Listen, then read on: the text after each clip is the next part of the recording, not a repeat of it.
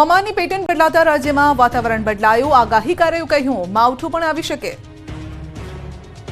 ઉનાળાને હજુ વાર હોવા છતાં રાજ્યના વાતાવરણમાં આવી ગયો છે જોરદાર બદલાવ। હાલ દરેકને સવાલ થઈ રહ્યો છે કે આખરે 14મી જાન્યુઆરી બાદ ઠંડી ઘટવાના બદલે કેમ ફરી આવી રહી છે।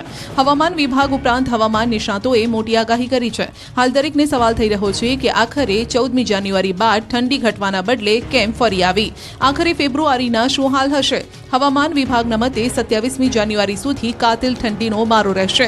આગાહીકાર અંબાલાલ પટેલના મતે 30 જાન્યુઆરીથી 4 ફેબ્રુઆરી સુધી ફરી માવઠું આવશે। જો કે ખાસ વાત એ છે કે માવઠા બાદ ફરી ગુલાબી ઠંડીનો મારો રહી શકે છે। આગાહીકાર પરેશ ગોસ્વામીના મતે કાતિલ ઠંડીનો આ છેલ્લો राउंड हશે। नॉर्थर्ली विंड के लिए थोड़ा ठंड हो गया और ईस्टर्ली विंड के लिए थोड़ा गर्मी, दोनों मिक्सिंग होने के कारण कहीं कहीं देखोगे आप डाउन हो रहा है, कहीं बढ़ रहा है, लेकिन एनएलसी कैटेगरी में है। વેસ્ટર્ન ડિસ્ટર્બન્સ લગભગ હજુ એક પછી ફેબ્રુઆરીમાં આવ્યા જ પછી હવામાનમાં પડતો હશે। 23 થી 27 જાન્યુઆરીના સેશનમાં કોલ્ડ વેવ નહીં હોય પણ તીવ્ર ઠંડીનો ચોક્કસથી રાઉન્ડ આવી રહ્યો છે અને આ તીવ્ર ઠંડી છે એક પ્રકારે છેલ્લો રાઉન્ડ ગણી શકાય। એ પછી આપણે શિયાળો પૂર્ણ નથી થવાનો, ફેબ્રુઆરીમાં પણ ઠંડી રહેવાની। સ્કૂલમાં ગટરના પાણીનો મુદ્દો ગરમાયો, મનપાની વોટર સપ્લાય સમિતિની બેઠકમાં ઉગ્ર ચર્ચા।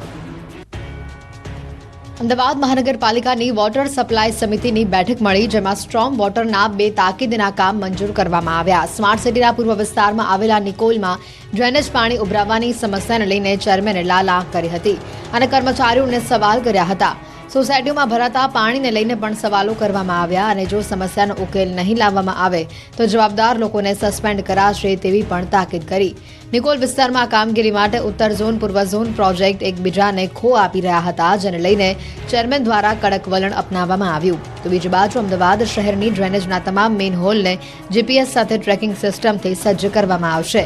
મધ્ય ઝોનમાં પ્રાયોગિક ધોરણે આ કાર્યવાહી કરવામાં આવી હતી અને તે સફળ રહેતા હવે સમગ્ર શહેરમાં આ કામગીરી કરવામાં આવશે। સ્કૂલની ધમકીના મેલ અંગે ખુલાસો, મોસ્ટ વોન્ટેડ મોપ્પલલાલ લક્ષ્મણના મેલથી ધમકી। વડોદરાની શાળા અને યુનિવર્સિટીને બોમ્બથી ઉડાવી દેવાની ધમકી મળતા ખળભળાટ મચી ગયો હતો।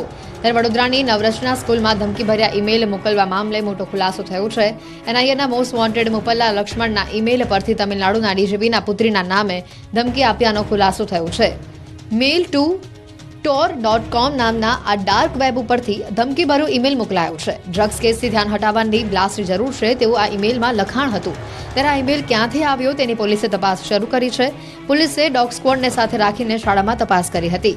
ઈમેલમાં પાઇપલાઇનમાં બોમ્બ મૂક્યો હોવાનો ઉલ્લેખ હતો, જેને લઈને બીડીએસની ટીમે સ્કૂલ અને યુનિવર્સિટી પહોંચી તપાસ હાથ ધરી હતી। ત્યારે પોલીસે ધમકી મોકલનારની તપાસ શરૂ કરી છે।